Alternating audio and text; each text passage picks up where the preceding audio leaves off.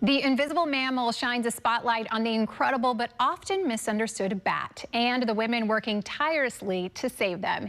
Here to share more about this powerful story, we're joined now by the film's director, Kristin Tieche. Hey. Thank you for being here. Thank you for having me. And you look so lovely, might I add. I love this.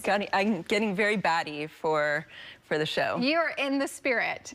Well, congratulations on this, documentary and celebrating it this weekend. Tell me all about it.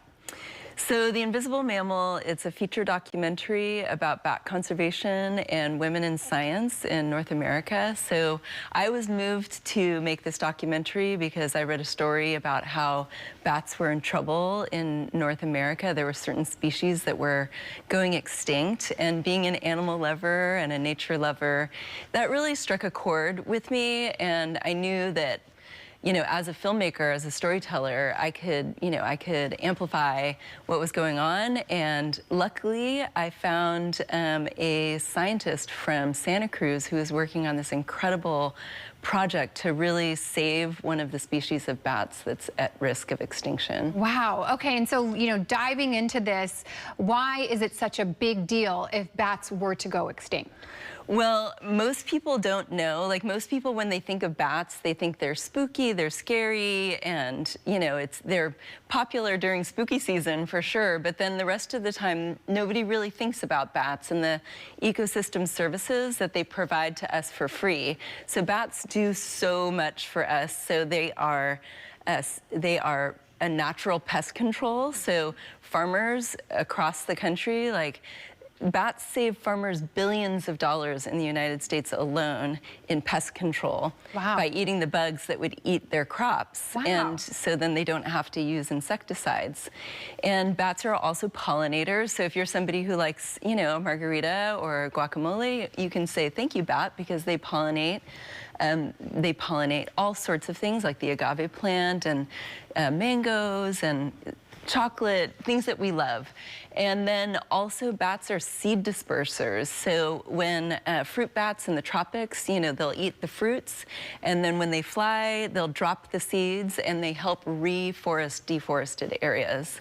So there's lots of these ecosystem services that bats provide to us for free. Mm-hmm. And instead of thinking that they're these scary creatures of the night, we should start thinking about bats as our friends. Yeah, incredible. Wow. Yeah, I don't think a lot of people are aware of everything that they do. And just how much that they're touching. What is something that you learned along the process of, filming this documentary that really surprised you? Well, one of the bat facts that I learned was that the Mexican free-tailed bat, which is one of the bats that's featured in our film, and you can go see Mexican free-tailed bats at the Yolo Causeway in Davis. These are the fastest mammals on Earth. They fly up to 100 miles per hour. Bats also give birth to just one baby per year. So when we're talking about bats that are, a species that's suffering from an extinction threat, mm-hmm. they reproduce slowly. Mm-hmm. So if scientists like the ones that are featured in this film are trying to help them rebuild their populations, it's actually going to take a long time to get there. Yeah. What is the biggest thing that scientists are seeing, that is needed to help them not go extinct? Okay, so there's a disease called white nose syndrome that has been spreading across the country. So it was a disease. So it's a fungus. It's caused by a fungus called Pseudogymnoascus destructans, which we also call PD for short. And it was tracked in by humans into a cave in upstate New York, like around 2000, in the early 2000s. And then by 2006, scientists started seeing entire colonies wiped out by this disease, by this fungus. Wow. And so the fungus has spread north to south, east to west, and is wiping out certain species of bats, like the little brown bat, which is, the one that we focus on in the film, The Invisible Mammal. So the scientists in the film are trying to find ways to help bats survive the effects of white nose syndrome. And the way they do it in the film is that they've launched a pilot project called Operation Fat Bat, which is a nice visual, I think. Very cute one as well.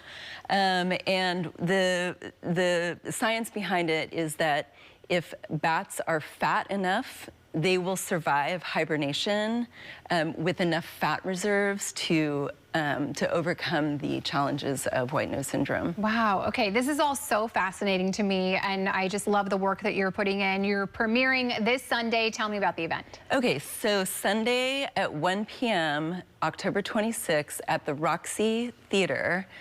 That's going to be our San Francisco premiere, actually, and we're hoping that people come out in costume, of course, so you can dress up as your favorite bat, or if you want to be a vampire, we'll let that slide too.